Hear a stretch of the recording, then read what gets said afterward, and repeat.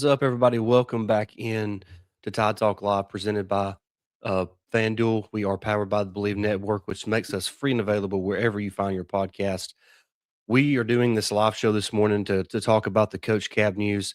We had unfortunate timing last night with an episode coming out basically at the time that they announced the departure of Coach Kap as the offensive line coach. So wanted to wait till this morning to jump on here live and talk about that news, and we'll dive into all the ins and outs of that and what we're hearing and kind of what's been going on in terms of what's next for the offensive line at Alabama. But once again, this is Tide Talk Live. Stacey Blackwood here, powered by the Believe Network, which makes us free and available wherever you find your podcast. So whether you listen on Apple or Spotify, just make sure you download and subscribe to Tide Talk Live. And if you listen on Apple, make sure you leave those 5-star written reviews. That really helps us with their algorithm and promoting our show there. We are presented by FanDuel. We are proud partners with FanDuel as we bring you the best odds in the NFL playoffs, NBA, whatever you can think of. FanDuel has the odds there for you. And we'll talk more about FanDuel in just a minute. If you're watching the live show right now, please jump in the live chat. Give me your thoughts and opinions on the departure of Coach Kap as the offensive line coach, kind of what you think it means, what you look forward to in terms of what a potential new offensive line coach could be, and who you think that might could be, maybe your hot board for Alabama's next offensive line coach. And we'll be here to kind of break that down and talk about that. But like I said, I really want to make this live show about the audience. So I want you guys in the live chat to load up the comment section, load up the live chat with questions, comments, concerns. Are you happy that Coach Kap is gone? Are you not happy? Who do you want to replace Coach Kap? And just your overall thoughts on this entire situation. And like I said, we'll be here for a little bit, breaking all that down and looking at that. But excited to be here. Hope you guys are having a good Saturday morning. I know North Alabama and the lower portion of Tennessee are going through some winter weather. It's not really doing anything here at the moment, so we're happy about that. But we hope everybody's staying safe this weekend, as a lot of the Southeast is under a winter weather warning or advisory, whatever you want to call it. So make sure y'all guys stay safe there. Okay, let's just go ahead and just dive into the Coach Kap news. In case you're living under a rock, Coach Kap has been removed as Alabama's offensive line coach. This is coming after a season where you could argue it was the worst rushing offense that Alabama football has ever had. It's considering you played 15 games, you didn't have 1,000-yard rusher, uh, averaging 3.9 yards a carry. Just a abysmal rushing attack for Alabama in 2025, and you saw it starting to go in this direction even last year in 2024, even when you had a quarterback that could run the way Jalen Milroe did. So, running the football was a major issue for Alabama. Pass protection has been an issue for Alabama in both years under Coach Kap. So, we talked about when the season first ended that this was a possibility, but we also talked that it would most likely happen after most of the transfer portal stuff was slowing down and dying down. And that's kind of it happened last night on Friday night.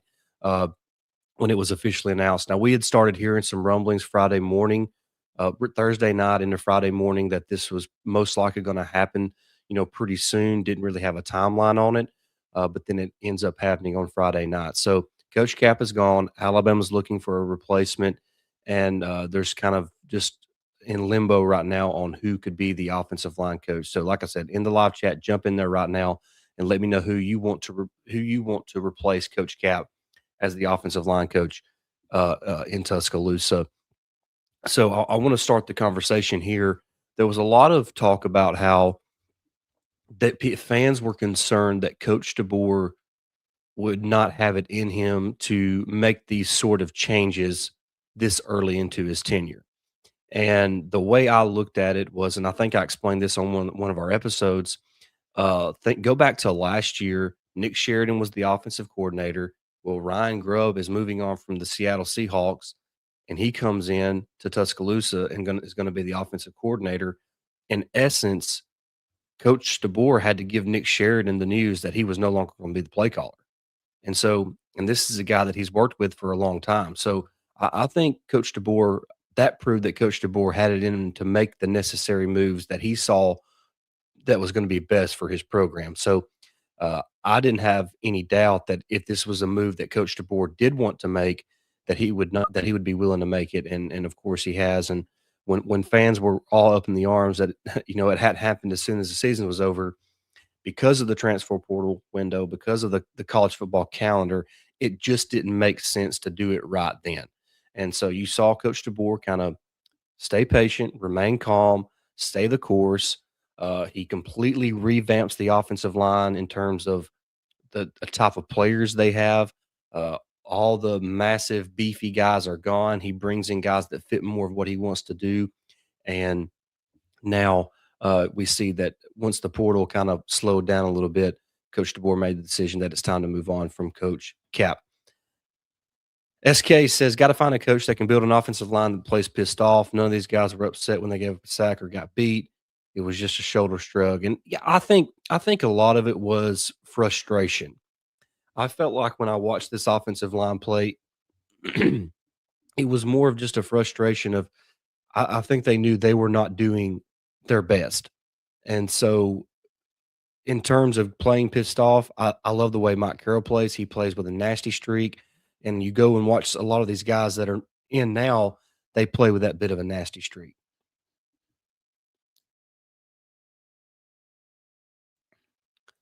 Duke says, Coach still has to feed his family and do his job. Yeah, for sure. Are you talking about Coach Cap or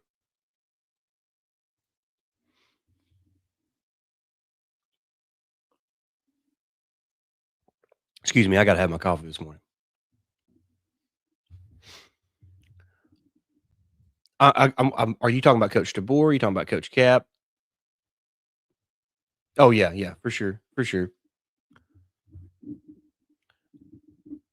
I want to go back to this comment because I do think it's interesting because a lot of fans talk about this a lot. They talk about where's that nastiness from the offensive line, and I would say this goes back to uh, maybe 2021. I want to say since whenever Nick Saban hired Doug Marrone, I feel like Alabama's offensive line started to descend at that point. It's been a slow burn in terms of fall off along the offensive line since 2021 or so, in my opinion. They win the national title in 2020 and COVID. And then after that, it just felt like the offensive line just got worse and worse and worse year after year.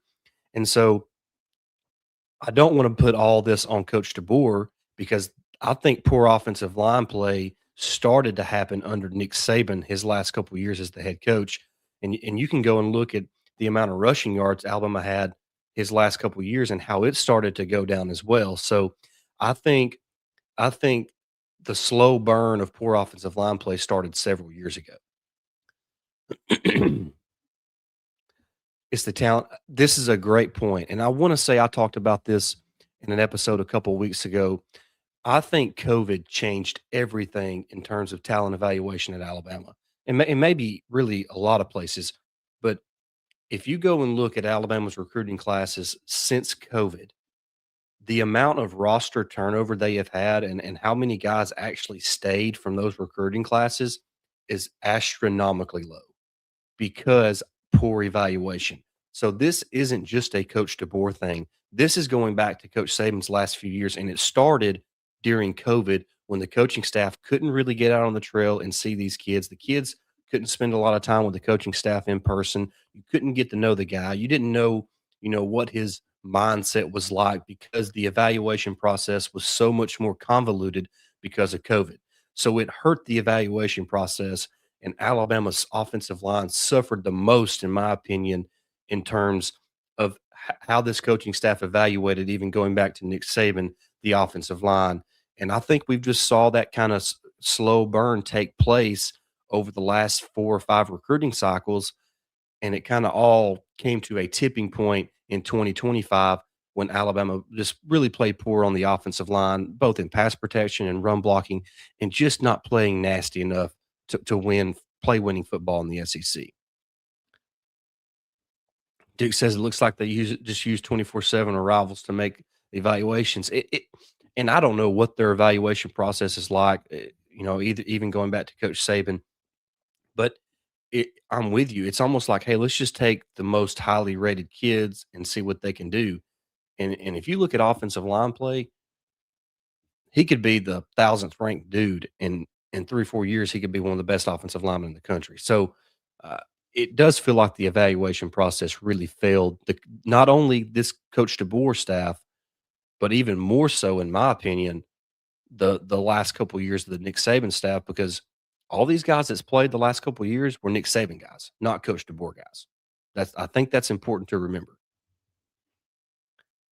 Let's see. SK says off topic. I rewatched the Rose Bowl. D Jackson on defense is terrible. Avoided contact multiple times. I don't know how this guy's still getting on the field. Microcosm of this staff. Uh, yeah. What stinks is he was just so up and down. There was games where he played physical. There was games where he looked like, man, this guy's got NFL potential.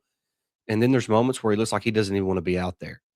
And that was extremely frustrating. And I will say this, I think Alabama's cornerback position is better off now with Dijon Lee and Xavier Brown as the corners. And we'll talk more about those position groups leading up into spring practice because uh, in case y'all haven't heard yet, what we're going to do probably starting maybe not this coming week or maybe towards the end of this coming week, but most likely the next week is we're going to start our position by position breakdown leading up to spring football, which practice should start in around 45 days or so.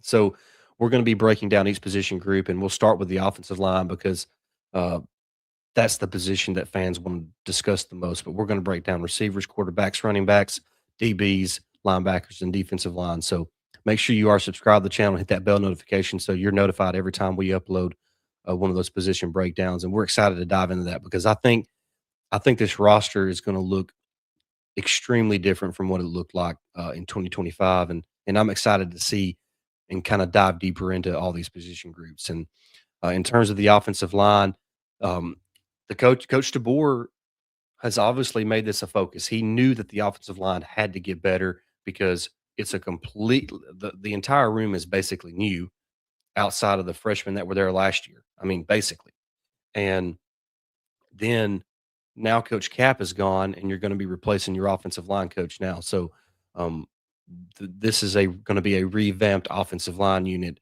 in 2026, and this is what fans wanted. So I mean, Coach DeBoer is doing things to make changes and make improvements. Now let's see if he can go and make a really good hire, and let's see how his evaluations are, and Courtney Morgan's evaluations are, and are these offensive linemen going to be an improvement over what we've had the last few years? Do you think running scheme takes too long to hit the line equals make offensive linemen have to? Well, it's more about being able to play in space. If you watch what this offensive line likes to do, or what this scheme likes to do with their offensive linemen. If you notice when Parker Brailsford, who was the most consistent offensive lineman the past 2 years for Alabama, when he's at his best, it's when he's able to get on the move and block in space, and that's what this coaching staff likes to do. And for whatever reason, these players that were there, they were not able to make those moves. It's not that they're not athletic, but you have to have good pad level. You have to have good balance. You can't be too top heavy. You can't be too forward leaning, or you're not in a good enough position to make blocks in open field. So I don't think the scheme is an issue. I think player fit into the scheme was a bad problem. Running backs 8 yards deep out and shotgun, run pistol under center. Yeah, I mean, I see what you're saying, and I'm not saying I completely different. I completely disagree with you, but everybody runs shotgun now. I mean, and people can run the football, so I don't think that's really the issue. Yeah, our guys were. I agree. I mean, that's just the problem. I think technique was not where it needed to be, and also that's just wasn't what they were good at. Too big and slow to be out in space.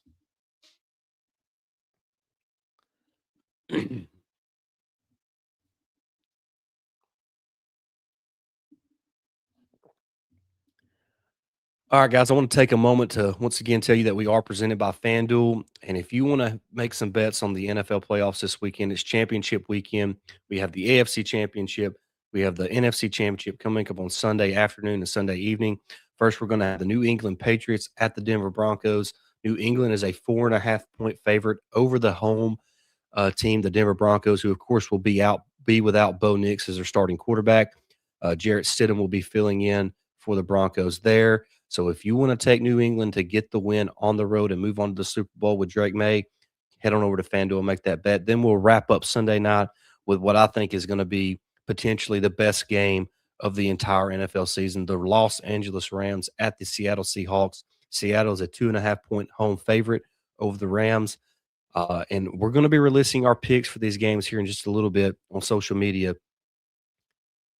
I think I'm going with the Rams. I think I'm going to go with the Rams to win the Super Bowl. So if you're like me and you're wanting to pick the Rams, head on over to FanDuel right now and place that bet. FanDuel is the best sports book out there. So we're proud to be presented by FanDuel. Get those lines up, guys. Yeah, we're gonna get those lines up here. Right after I finish this show, I'll get those lines posted.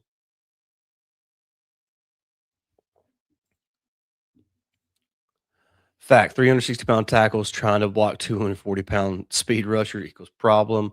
New O-line. Yeah, and if you look, go back and watch the 2023 Washington team when this DeBoer and Grubb offense was kinda almost at its apex, I guess you could say. The heaviest offensive lineman they had was their left tackle at 320 or maybe 325 pounds. Everybody else was, 320 and under, and they were light on their feet, they were athletic, and they could move people in space. And they just kind of played with a little bit of a nasty streak. And you got to remember that offensive line won the Joe Moore Award, and Parker Brailsford was a redshirt freshman starting at center.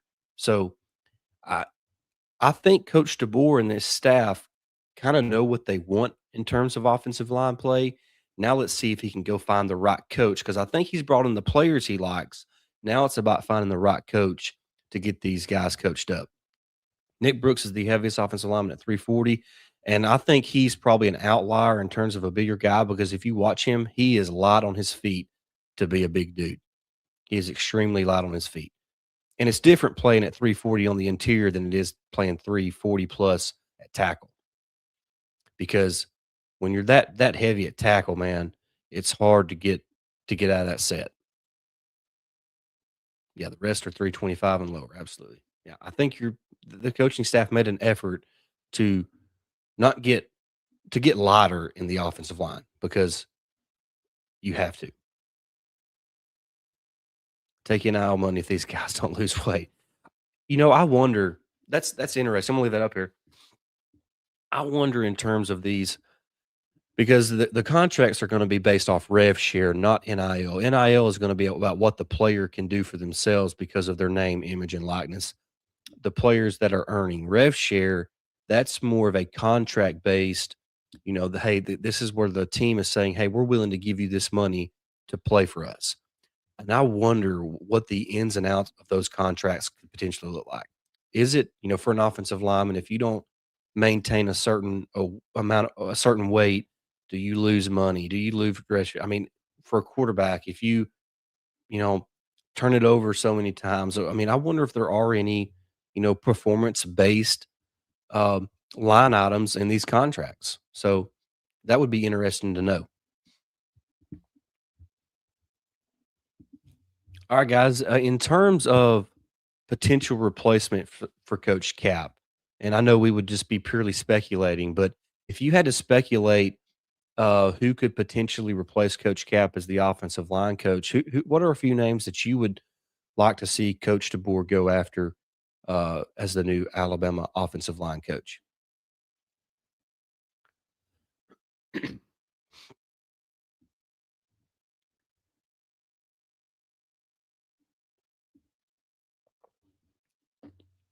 This is probably the name I have heard most from Alabama fans. Sam Pittman, obviously one of the most respected offensive line coaches in the country. He was obviously previously the head coach at Arkansas. Was got let go. The early portion of the year last year, but well respected in terms of an offensive line coach. I would say this: I would love to have him, but I think there's a few caveats that you have to at least consider. He is 64 years old. I think he'll be 65 this year, so he's getting on up there in age.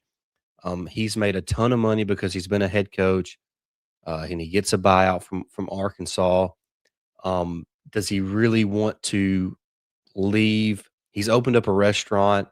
Uh, does he really want to leave the comfort that he has now to come back and coach in the SEC? Maybe he does. I don't know. I'm just saying those are some things to consider when you think about Sam Pittman because he's past retirement age or at retirement age. He's just built a restaurant there in Arkansas, I think on a lake or something like that. So he's kind of living a really good life right now. Duke says Scott Huff, but I doubt it. Yeah, I doubt he's going to leave the NFL. Well, I think he's the tight ends coach right now for the Seahawks, who are obviously making a run at a Super Bowl. So even if it is him, you can't really talk to him for another few weeks. So I doubt that's the move, and I doubt he would come. Wish we could get Stoutland, but impossible.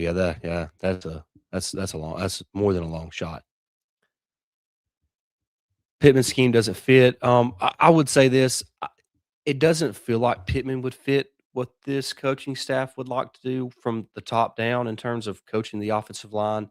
But I do think Coach Pittman is good enough that he can adapt and still be an effective offensive line coach.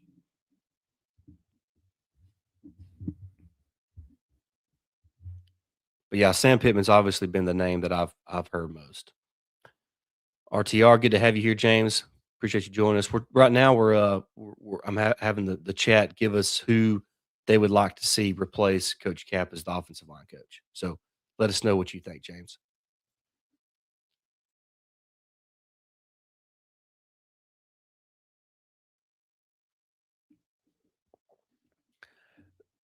A name that for some reason I keep hearing, and there's no legitimacy to it that I'm aware of yet, is Brandon Jones, who is currently the Missouri offensive line coach. So that's just kind of a name to watch. I don't know for sure how legitimate that is, but there has been some rumblings there, and we'll just kind of see how that is. I don't want to speculate too much on names that I've heard because it's way too early in the process. But I will talk about names that y'all give because I would love to kind of get everybody's thoughts on that and kind of where they're thinking and leaning towards in terms of a new offensive line coach.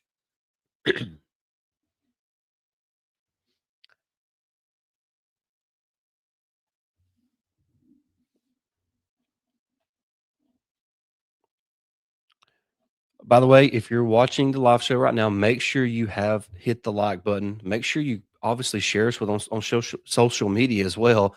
Get us out to all the Crimson Tide fans. I would greatly appreciate that. And I want to take this moment to thank everybody. December was the best month we ever had for Tide Talk Live, both on the podcast audio side and on the YouTube side. And now in January, you guys have blown that out of the water. January has been even better. So we're back to back our record setting months here at Tide Talk Live. And just thank you guys. I mean, it means the world to us. We do this for fun, but we do it because you guys continue to come back. And we appreciate that more than you know. We're enjoying the ride. We're pushing towards 4,000 subscribers. We're hoping that we can get there by the time spring practice gets underway, in 40 something days or so. So we would appreciate a subscription if you're not subscribed. There's like 70% of our audience is not subscribed on YouTube. So if you're not, just make sure you're subscribed. It doesn't cost you anything. And subscribe here on YouTube and obviously give us a download and follow on the podcast side as well. So just appreciate all the support we've received so far. Now we understand that February is probably going to be a little bit slower because we're kind of moving into a little bit slower time. The transfer portal will be winding down, so that won't be taking up a lot of time or energy.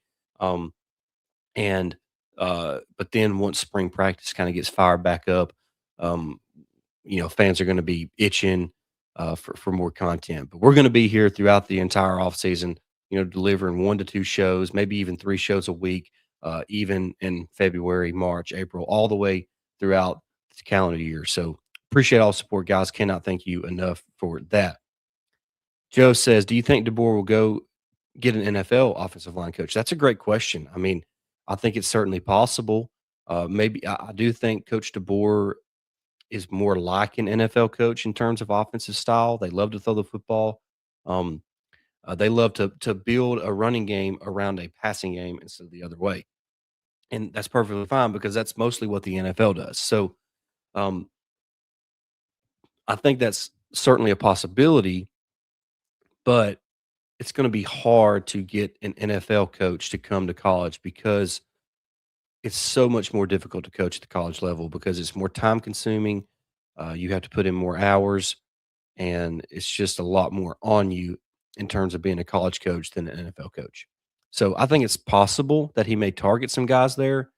I'm not sure how likely it is that you can pull an NFL coach down to the college ranks right now, given the current college football calendar and how hard you have to work as a college football head coach. Because and the way I'll explain that is think about Miami and Indiana during the going leading up to the college football playoff national championship game. Everybody else is able to get all these guys from the portal to visit and do all this, and they're trying to get ready to play in the national championship. So the calendar just sucks right now. And I don't know why anybody would want to leave the NFL to come coach in college because the calendar's terrible. You work 16 hours a day, and there's truly is no off season because you're always having to recruit. You're always having to worry about retaining your roster because of the transfer portal. And you're always having to worry about rev share, NIL, and just trying to keep these kids happy because they have all the power right now. So I don't know why a guy would leave the NFL to come to college right now, but it's certainly possible. Anything's possible.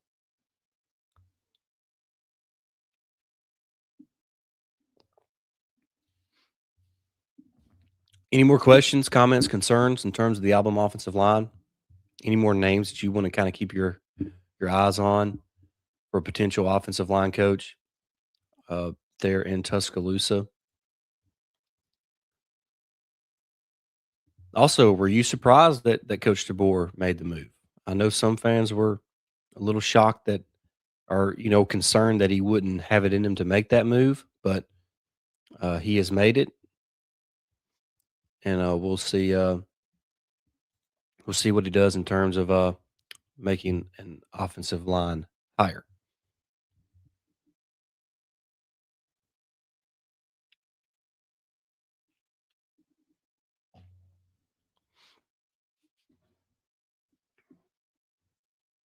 Let's see here. Make sure I've caught everything in the chat so far. I think I have.